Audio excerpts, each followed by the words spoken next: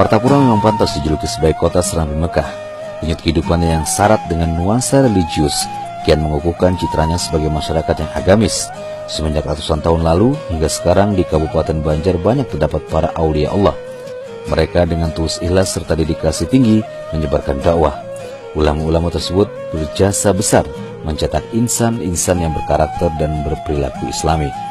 Tidak berlebihan bila Martapura dikenal sebagai ladangnya ulama. Dari generasi ke generasi selalu melahirkan tokoh-tokoh ulama besar yang berpengaruh. Salah satunya yang berperan besar mencetak kader-kader ulama itu ialah keberadaan Pondok Pesantren Darussalam. Sejak berdiri 14 Juli 1914, Ponpes ini memegang peranan penting terhadap sejarah perkembangan Islam di Kalsel. Sudah tak terhitung berapa banyak juru dakwah yang kini aktif berkiprah di masyarakat berkat didikan dan gemblengan Darussalam. Predikat sebagai kota Serambi Mekah diperkuat pula dengan maraknya tempat peribadatan, pengajian, majelis taklim, kelompok habsyi, madrasah dan pesantren. Ribuan santri dan jemaah berhimpun di sini menggaungkan syiar Islam. Berikut sekilas tentang riwayat dan kiprah ulama-ulama karismatik Martapura yang sangat berpengaruh dan berjasa besar dalam pengembangan syiar Islam di Tanah Banjar. Syekh Muhammad Arsyad Al-Banjari. Popularitas Syekh Muhammad Arsyad Al-Banjari memang luar biasa. Pengaruh pemikiran beliau tak hanya diakui di Kalimantan, juga di negara-negara Asia Tenggara, terutama Malaysia, Thailand, Brunei Darussalam, Filipina, Singapura, dan Kamboja. Hal itu terbukti dengan meluasnya pemakaian kitab-kitab beliau, terutama karya monumentalnya Sabilal Muhtadin yang sangat populer di Semenanjung Melayu. Putra dari pasangan Abdullah dan Aminah ini lahir 19 Maret 1710. Melihat bakat dan perilakunya yang istimewa, Sultan Tahmidullah tertarik mengajak Muhammad Arsyad tinggal di istana. Waktu itu usianya baru sekitar 7 tahun. Setelah dewasa, ia diberangkatkan ke Mekah untuk memperdalam ilmu agama.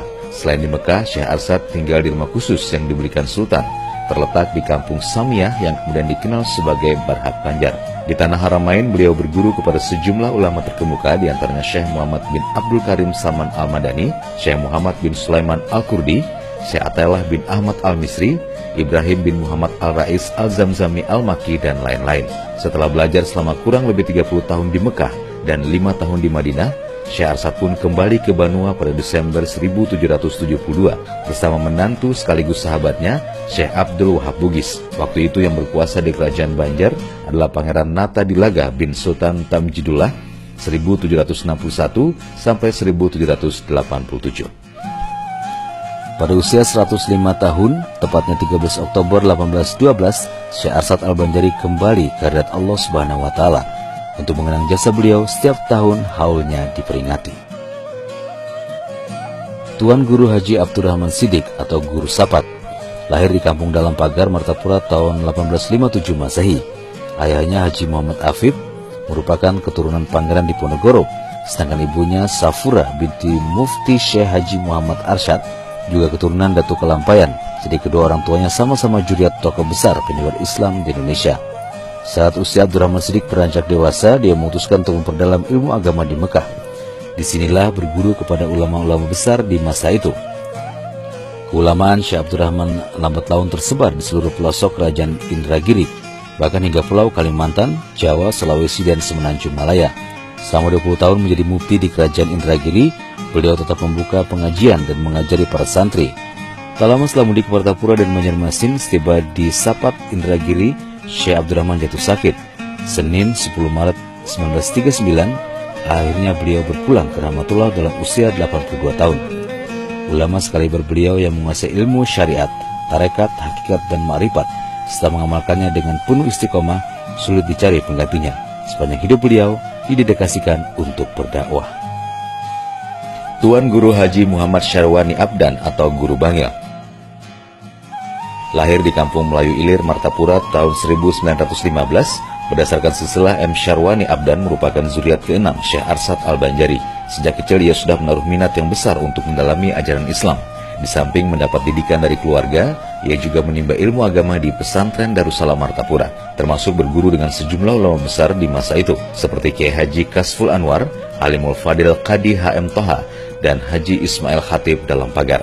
Tak puas hanya belajar ilmu agama di Martapura, Syarwani Abdan kemudian melanjutkan ke Tanah Suci Mekah. Sekitar 10 tahun bermukim di Mekah, beliau kembali ke Martapura pada tahun 1951. Di kampung halamannya ini, Kiai Haji Syarwani menyebarkan ilmunya kepada masyarakat luas. 5 tahun berselang, tepatnya 1956, beliau pindah ke Bangil menyusul keluarganya di sana. Disinilah beliau membuka Ponpes Datu Kelampayan tahun 1970 setelah mendapat restu dari Kiai Haji Hamid Pasuruan, ulama sepuh setempat. Beliau wafat pada 11 September 1989 dalam usia 74 tahun dan dimakamkan di Alkah keluarga di Kota Bangil. Makamnya sering diziarahi orang dari berbagai penjuru daerah, tak terkecuali masyarakat Kalsel. Haul Guru Bangil setiap tanggal 12 Safar selalu dihadiri oleh ribuan jemaah. Tuan Guru Kiai Haji Muhammad Zaini Abdul Ghani atau Guru Sekumpul dilahirkan di Desa Tunggul Irang, seberang Martapura, malam Rabu 11 Februari 1942. Sesilahnya bertemu langsung dengan ulama besar Asia Tenggara, Syekh Muhammad Arsyad Al-Banjari. Sejak usia 7 tahun sudah tekun menimba ilmu agama di Madrasah Kampung Keraton. 2 tahun berselang pindah ke Madrasah Diniyah Darussalam di Pesayangan Martapura. Setelah puluhan tahun mendalami ajaran Islam di sini hingga tamat, Zaini Ghani muda meneruskan ke Ponpes Datu Kelampayan di Bangil, Jawa Timur. Ia berguru langsung dengan Kiai Haji Syarwani Abdan yang juga berasal dari Martapura, baik secara klasikal maupun privat. Setelah sekian lama berguru di Bangil, beliau kembali ke Martapura dan langsung diminta jadi pengajar di alma maternya pesantren Darussalam. Di samping sebagai ustadz di pondok ini, beliau juga membagikan ilmunya kepada santri-santri yang sengaja datang ke rumah. Salah satu kelebihan Guru Ijaya adalah memiliki suara yang merdu, sehingga banyak orang terpesona dan terpukau kalau mendengar beliau melantunkan ayat suci Al-Quran. Selain itu, beliau juga berhasil mewariskan seni membaca maulid habsyi dengan irama yang bervariasi. Amalia yang dilakoni secara berkesinambungan, yakni membaca selawat Nabi Muhammad, baik yang dikemas dalam bentuk syair-syair burdah, dalail khairat maupun maulid habsyi. Popularitas dan karismatik Kiai Haji Muhammad Zaini Ghani terus menanjak. Pengajian rutinnya selalu membludak dihadiri oleh jamaah muslim dari Kalsel, Kalteng, Kaltim, Pulau Jawa, bahkan Malaysia dan Brunei Darussalam.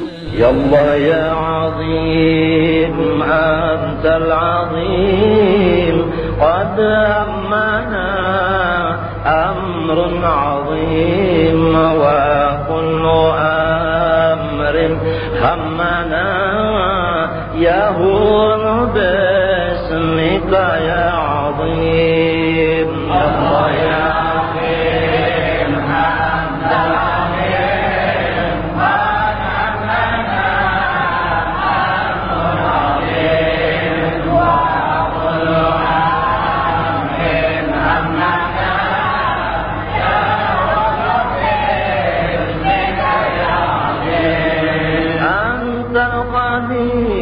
قديم في الأزل أنت اللطيف لطيف لم تزل عنا أزل ما قد نزل من فتح الخبر الشديد.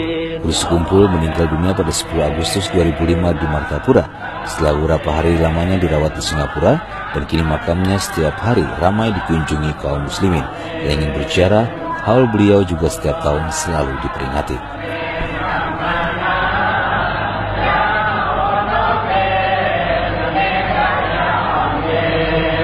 Hayyul qadim qadimun wajidun baqin ghani ghaniyun majidun adlun ilahun wahidun barun ra'uf ra'ufun lil abid.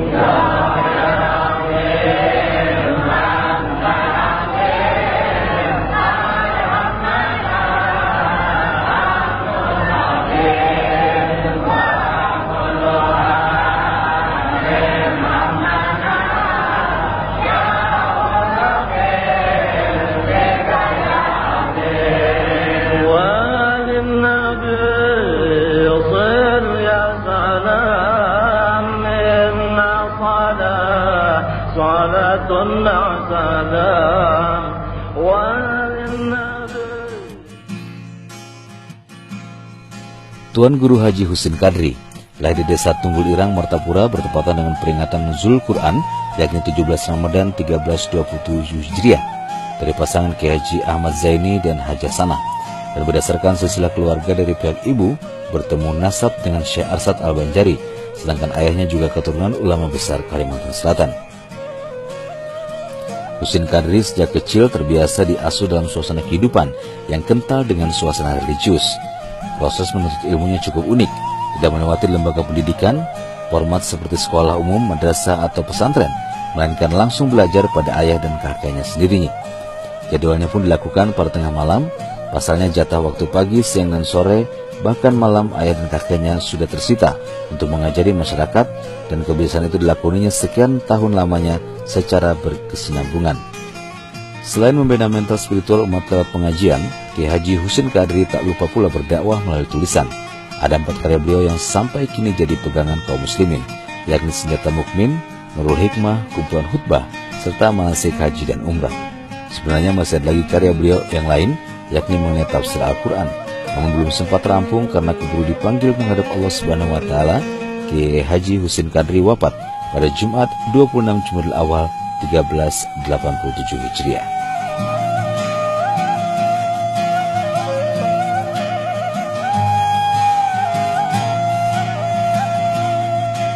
Tuan Guru Haji Badarudin, putra keempat dari pasangan Kiai Haji Ahmad Zaini, Hajah Sanah, ini lahir di Desa Tunggul Irang, Martapura, Sabtu 11 Februari 1937.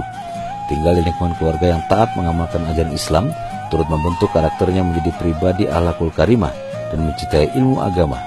Sejak kecil Badarudin sudah sering mendengarkan pengajian-pengajian yang diselenggarakan oleh ayah dan kakeknya.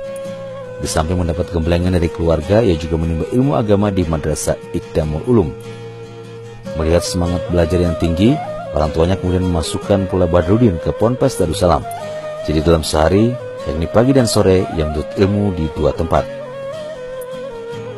Tak puas menggali ilmu agama di tanah air, Badarudin kemudian memutuskan berangkat ke Mekah. Di sini ia memperdalam Islam di Madrasah Salithiyah selama 2 tahun.